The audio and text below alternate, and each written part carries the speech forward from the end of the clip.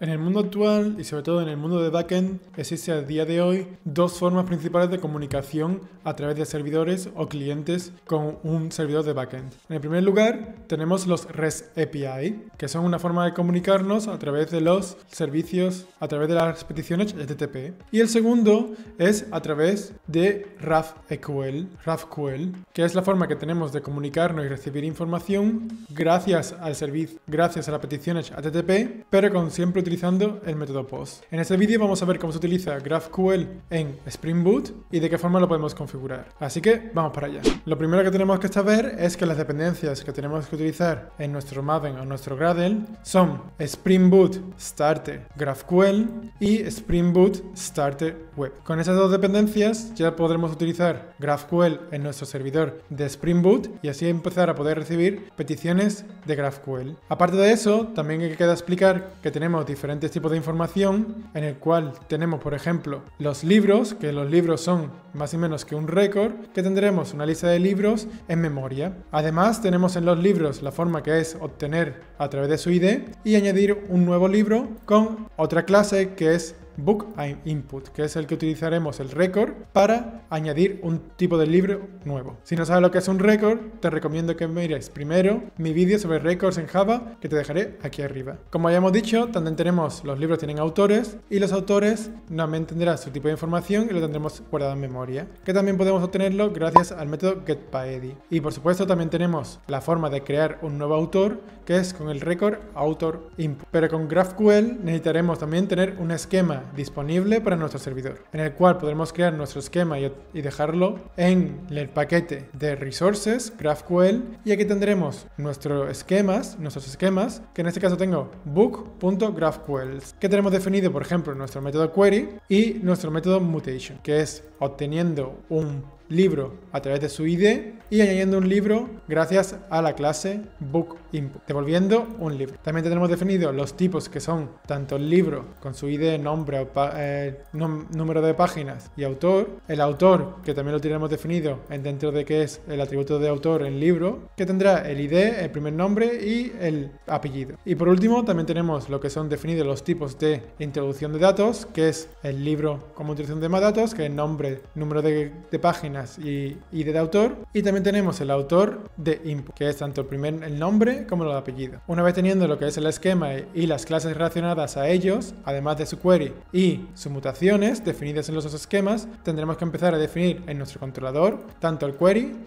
los queries que son, por ejemplo, BookById, y nuestras mutaciones. Por tanto, tenemos lo que es nuestro controlador BookController, que de la misma forma que tenemos en nuestro REST API, lo anotaremos con la anotación controller. Y una vez esto, empezaremos lo que es a crear nuestro primer query, que es BookById, que recibe como parámetro un ID y devuelve un book. Por tanto, crearemos lo que es un método llamado BookById, de la misma forma que tenemos en nuestro esquema, con el argumento de ID, que anotaremos con la anotación argument para indicarle que es exactamente que el parámetro ID se concuerda con el parámetro que estamos realizando, que estamos mapeando en nuestro esquema, y devolviendo, por supuesto, un book. Pero esto no es suficiente para decirle a Spring que nuestro método BookById es un método de tipo query que utilizaremos en nuestro servidor GraphQL. Por tanto, también lo anotaremos con el método queryMapping. De esta forma, Spring sabrá que en los métodos que están anotados con queryMapping son métodos que utilizaremos en GraphQL, en nuestro servidor de GraphQL, para recibir peticiones de tipo query, y los mapeará gracias a su nombre, como tenemos aquí BookById, el parámetro que recibe, que es un ID de tipo string, o el ID, que se recibe un ID, y un book, que el book es básicamente lo que retornamos. Por tanto, si lo que hacemos ahora es correr nuestra aplicación, se iniciará correctamente y sin ningún tipo de problema. Pero nosotros tenemos que realizar peticiones de tipo GraphQL a nuestro servidor, y para ello Spring Boot nos proporciona una herramienta que tenemos que activarla dentro del archivo application.properties, que simplemente tenemos que activar la propiedad Spring GraphQL GraphIQL enable true, para poder activarla dentro de nuestro servidor. Y una vez teniendo esto, podremos irnos a nuestro navegador, donde podemos utilizar la ruta localhost 8080 GraphIQL con el parámetro path/GraphQL, y si introducimos y vamos a la ruta, se nos abrirá un nuevo cliente de tipo GraphQL en el cual podemos utilizar para realizar peticiones de GraphQL en nuestro servidor. Además, también nos proporcionará algunos tipos de documentación gracias a los esquemas que hemos provisto, como puede ser el query, que tenemos el query, que son book by ID, los tipos de parámetros que recibe y el argumento que recibe, que devuelve, además de la mutación, que es añadir libro con los parámetros que recibe y que devuelve. Por tanto, una vez teniendo esto, podremos simplemente crear query book by ID en el cual tenemos que pasarle un ID, que sea por ejemplo book 1. Y con ello también tenemos que indicarle, como es GraphQL, los tipos de información que queremos de nuestro libro, como puede ser el ID, el nombre y la página, el número de páginas. Por tanto, si ahora lo que hacemos es ejecutar nuestra petición de GraphQL, vemos que efectivamente los datos que nos devuelve es los datos que hemos pedido. Pero si nosotros queremos añadir un autor, es decir, obtener la información también del autor, que es el primer nombre y el apellido, y ejecutamos, vemos que el autor es nulo, ya que a Spring no le hemos indicado de qué forma tendremos que obtener el autor de nuestro libro a través de nuestra petición. Por tanto, tenemos que devolver a nuestra ID y en el controlador tenemos que indicarle a Spring con la anotación schema mapping la forma en la cual nosotros queremos mapear nuestro autor, que en este caso va a ser que nosotros tenemos un libro, que con ese libro tenemos el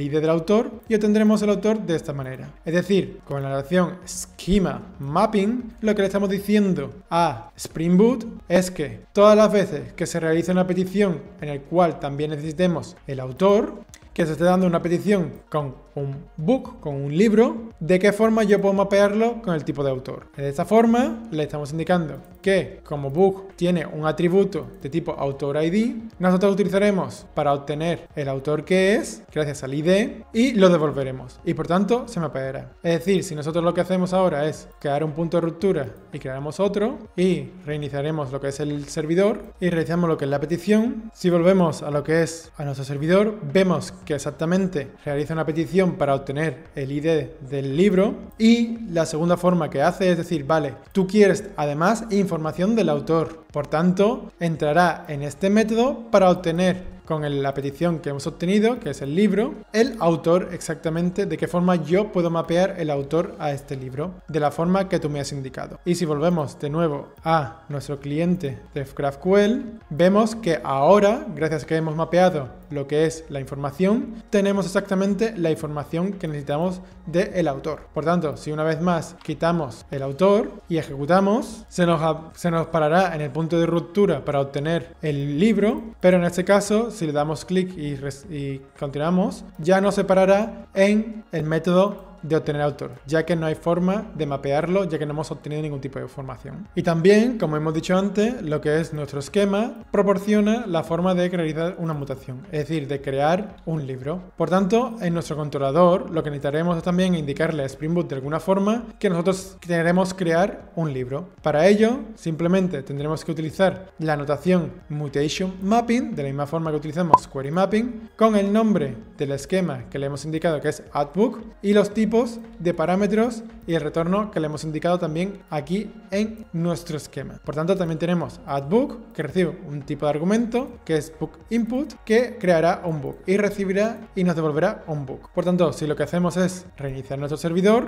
y volvemos a lo que es nuestro navegador, ahora podremos crear una mutación que en este caso va a ser un libro que recibe como parámetro un book input, que no más ni menos la información que queremos pasarle, que es el nombre, que va a ser por ejemplo nombre libro, el número de páginas, que va a ser 123, y el autor, que va a ser autor 1. Y por último, como estamos esperando que nos devuelve un libro, ¿qué es el libro que estamos esperando? Para verificar que la información es correcta. Por tanto, le vamos a decir que estamos esperando que la información que nos devuelva va a ser el ID del libro y el nombre. Si ahora lo que hacemos es ejecutar nuestra aplicación y volvemos a nuestro código, vemos que exactamente ha hecho una petición al addBook, al método addBook, que le hemos indicado para añadir un libro. Y podemos resumir nuestra depuración. Y una vez más, podemos volver a nuestro navegador, en el cual exactamente, como le hemos indicado, tenemos que ha creado el libro, que en este caso va a ser Book 3, con el ID que estamos esperando, los datos que estamos esperando, que es ID